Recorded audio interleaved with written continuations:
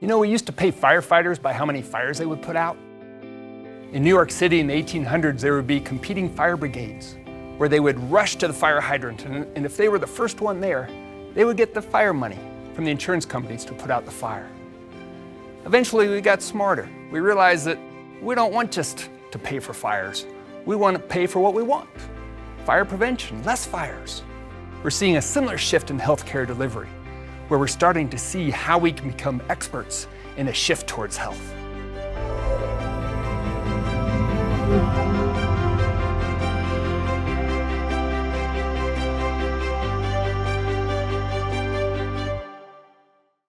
Usually when we study the health of the communities, we use a bell-shaped curve. This bell-shaped curve starts out shallow and then gets broader and then gets shallow again. Most of the population is somewhere in the middle. But at the extremes, we have those who do worse than expected and those who do better than expected. What if we focus on that which we want most for our communities, those who do better than expected? And we research it, we reproduce it, we put our science to it, we create a new expertise in it, and then we create a shift for our communities that moves that curve to a new place, a place that results in more health and less disease and suffering and more resiliency. Health is complex.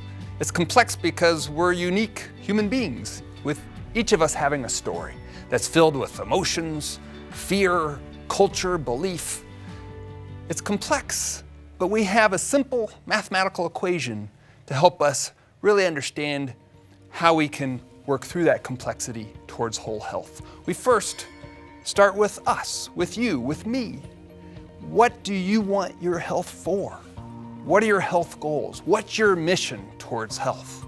Once we have that defined, we can then look at the self-care, the green circles around that circle of health that really help us understand which of these areas we need to work on most for our health outcomes. Then we recruit the people we need to help us be successful. Those professionals, both conventional as well as complementary and alternative clinicians, to help partner with us and get us to where we want to go. And through that process, we create a community of support that helps us transcend old suffering, old diseases, that helps us get to a new model of care, which is whole health. Whole health means we got through this mathematical equation in a way that helps us achieve our health goals. This higher math equation for health is really quite simple. It describes the circle of health. And in the middle of that circle is you. It's me. It's every human being is really in the greatest charge of our health destiny. And grounded in that health is what we want our health for.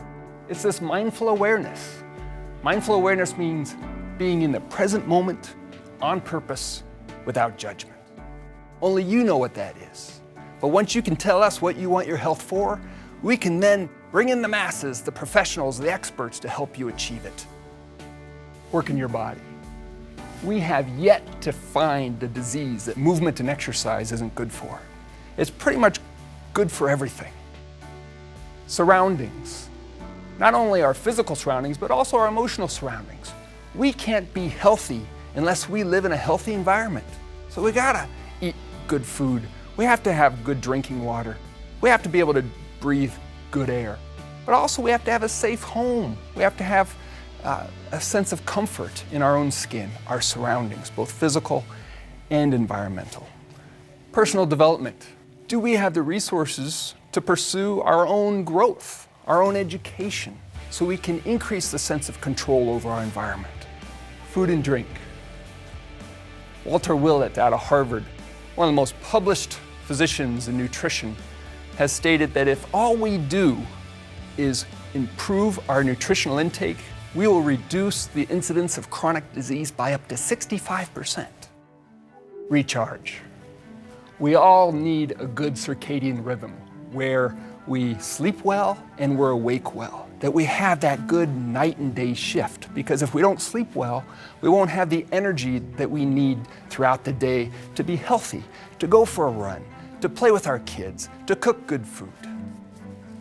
Also, this means vacations, taking time away from the everyday work. Get out and play. That's recharge. Family, friends, and coworkers.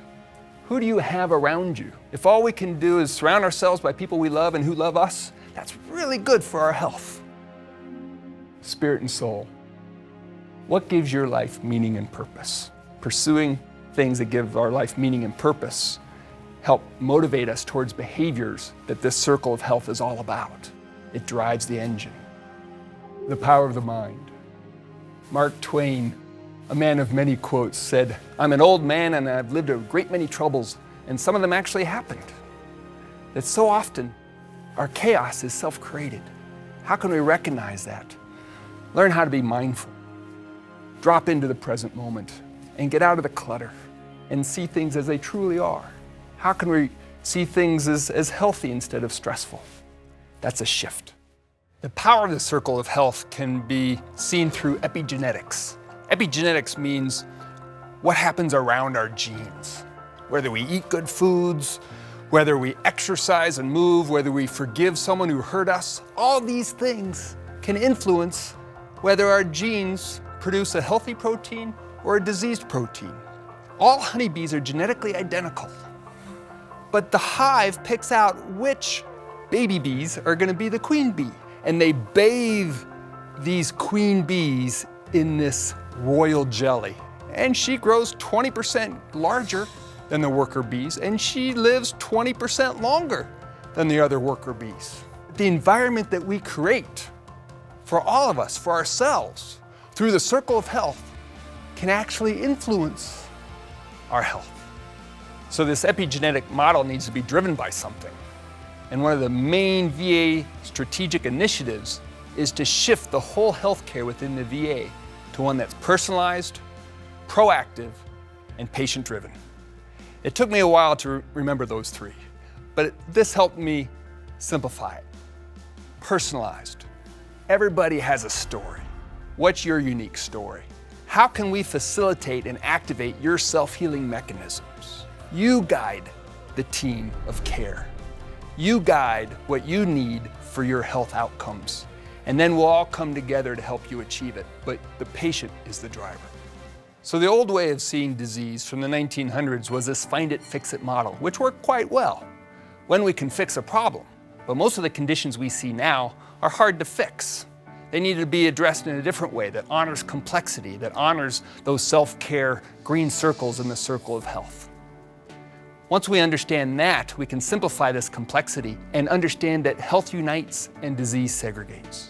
We've been conditioned in healthcare to see humans in the XYZ model. Someone comes in with a symptom X, we give them a diagnosis Y, and then we give them a medication, something to try and fix their problem, Z. For example, if someone comes in with low back pain, maybe I give them an opioid to help with their pain. Or they come in with diabetes, and I prescribe insulin to lower their blood sugar. Or depression, someone comes in suffering with depression, and I give them an antidepressant. These all work well, but they're myopic. They're too simple.